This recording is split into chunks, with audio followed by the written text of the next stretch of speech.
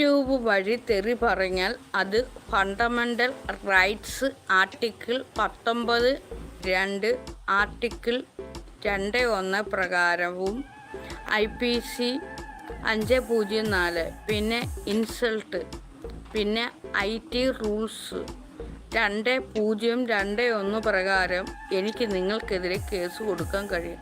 എൻ്റെ പൊന്നുമയിരെ, നീ എന്തൊക്കെയാണ് എഴുതി വെച്ചേക്കുന്നത്? എനിക്കറിയാൻ മേലാത്തതുകൊണ്ട് ചോദിക്കുക.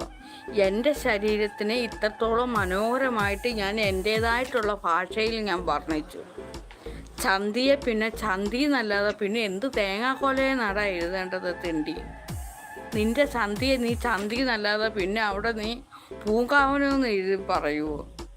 മുലയ്ക്ക് നീ പിന്നെ അവിടെ എന്താണ് എഴുതി വയ്ക്കുന്നത്? നീയെ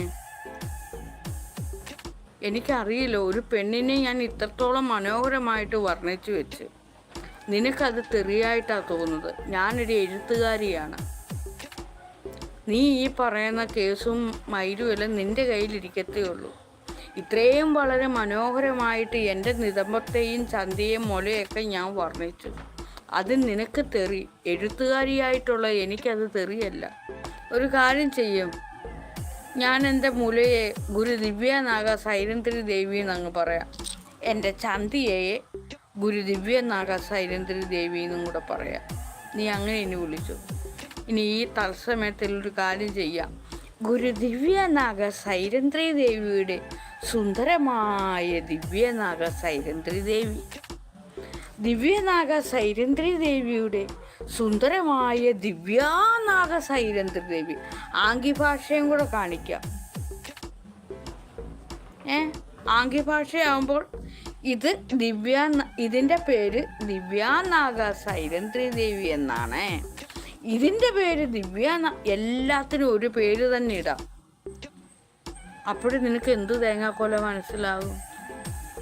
എടാ, ഞാൻ ഒന്നാം തരം ഒരു അഡ്വക്കേറ്റ് ക്ലർക്കാണ്. നീ എഴുതി വെച്ച ആ കേസ് ഫയലും കൊണ്ട് ഇങ്ങ് വാ. നിന്നെ ഇന്ന് ഞാൻ ഇവിടെ ഇട്ട് ഞാൻ തന്നെ ഇവിടുത്തെ കോടതി. ഇനി വാ, ടോം പേടിയായിരുന്നു. ഇനി വാ, നീ ഇനി വാ. ഞാൻ ഇവിടുത്തെ ജഡ്ജി. നാഗസൈരന്ധ്രി ദേവി ഇവിടെ നിൽപ്പുണ്ട്. നിന്നോടാണ് ഞാൻ ചോദിക്കുന്നത്. ചന്തിക്ക് ചന്തി എന്ന് പറയാതെ പിന്നെ എന്താ പറയേണ്ടത്? ടോമെന്ന് പേരിടണം.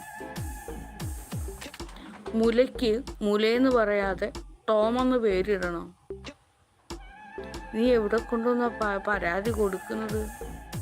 ഏത് അഡ്വക്കേറ്റിൻ്റെ അടുത്താണ് കൊണ്ടുവന്ന് പരാതി കൊടുക്കുന്നത്?